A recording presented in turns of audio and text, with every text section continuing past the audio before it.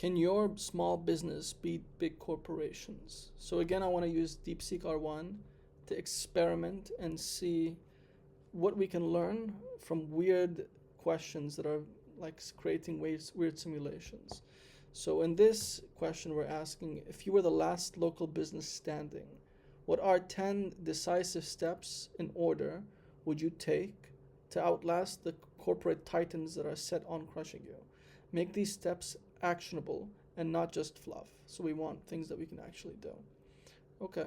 So if I were the last local business standing against corporate titans, I would focus on leveraging my unique strengths, building deep community connections, and adapting strategically. Here are 10 decisive, actionable steps I would take in order. Number one, double down on community engagement. So the action would be host regular community events, workshops, or fundraisers to strengthen local ties. Why? Because corporate giants can't replicate genuine community relationships. Becoming the heart of the community ensures loyalty. Okay, interesting. Number two is leverage local storytelling. The action is share your business's story, values, and impact through social media, local newspapers, and partnerships with influencers. Why? People who connect with stories and a compelling narrative can differentiate you from impersonal corporations. Okay. Number three is hyper personalized service. So the action is train staff to remember customers' names, preferences, and special occasions.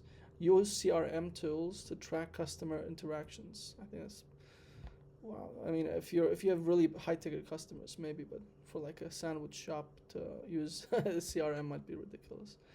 Why personalized services create emotional loyalty that corporations struggle to match. Okay. Four is to focus on niche products slash services.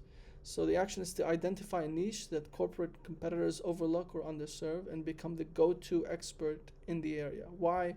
Specialization allows you to dominate a smaller market segment without direct competition. Number five is build strategic local partnerships. The action is collaborate with other businesses to create cross promotions, loyalty programs, or bundled offerings.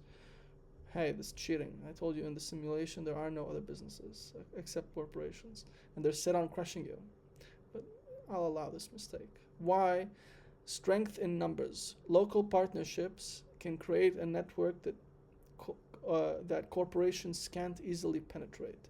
Six is invest in digital presence and e-commerce. Action is build user-friendly website optimized for local SEO.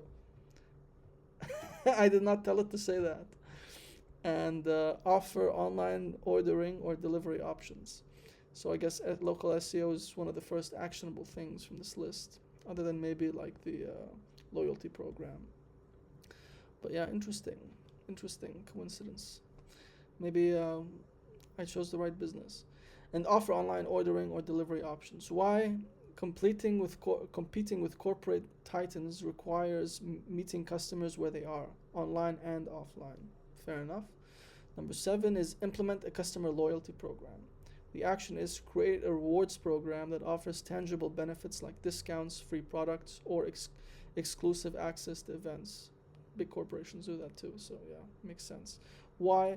Loyalty programs incentivize repeat business and make customers feel valued.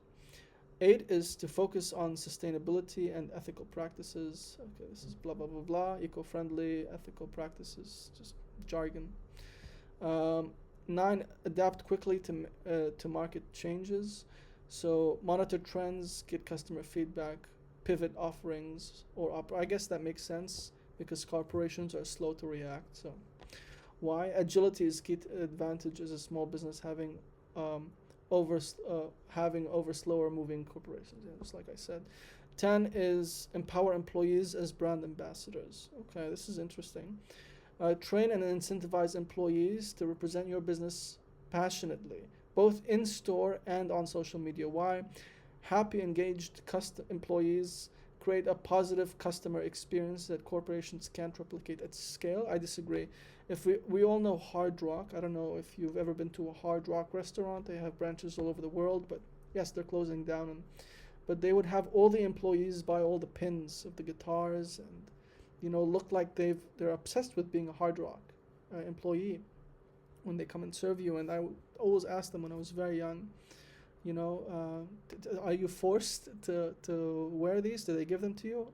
No, they make us buy them, or something like that. I don't remember exactly, but basically, it just makes them look like they are fans of their own business. It's this really smart, unique touch I've never seen in many other businesses, but that's one big corporation I saw do it, and I applaud them. It's a very, very smart tactic. Okay, and then I asked, what are 10 things you would do to guarantee the failure of this local business against the big corporations, just to see what it would say. And it said, number 1, ignore your local community, avoid engaging in the community. 2 is offer generic impersonal services, treat customers like numbers. So basically behave like a corporation is what we're seeing here, like the generic concept of a corporation. Number 3 is try to compete on price alone. Okay, so just slash prices to undercut the corporate competitors. So it's basically telling us what corporations are doing. It's so funny. Neglect, and it's going to be hard to do that as a small business competing against big production corporations, the slashing prices thing. 4 is neglect your online presence. Okay. 5 is refuse to adapt to trends. 6 is to treat employees poorly. I disagree with the whole adapt to trends.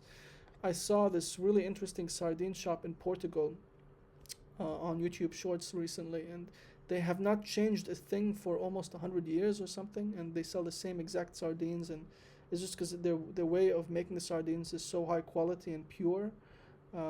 People go to that shop and buy the sardines, so that's what makes it so interesting. And so not necessarily. If you have a really good solid structure, if it's not broke, don't fix it. But maybe they would benefit from people being aware of them more. So having a website, having a Google My Business page would definitely help. I'm assuming they would. I didn't check. So treat employees poorly, underpay staff, ignore their concerns, and create toxic work environment. Why unhappy employees provide poor customer service, driving customers away and damaging your reputation. There we go. But you know what? I have some clients who are really nice, and I'm sure they're even nicer to their employees. So sometimes you just have bad employees that you need to change out too. That's another thing. 7 is overextend financially. The action is take on excessive debt to expand rapidly or invest in unnecessary upgrades. Why? Overextension leaves you vulnerable to cash flow problems, which corporations can wither, but you can't. I would say they can't either, depending on how big the cash flow problem is. 8 is ignore customer feedback, dismiss complaints, refuse to make improvements, and act defensively when criticized. Why corporations often struggle with customer service? By being equally unresponsive, you'll alienate your customer base. 9 is failure to differentiate, offer the same product, services, and experiences as a corporation's competitors with no unique value proposition. Why? If you're indistinguishable from big corporations, customers will choose them for the convenience or price. And number 10 is burn bridges with local partners, refuse to collaborate with other local businesses, and badmouth them publicly. You know what's so funny? This is funny to read, but I can already picture people I know who are like these, who are just sabotaging their own business. And that's the whole point of reading these things. And I hope you've learned something. Also, before you go, please check out my website, vortexranker.com, where we help local businesses around the world rank higher and optimize for Google Maps and local SEO.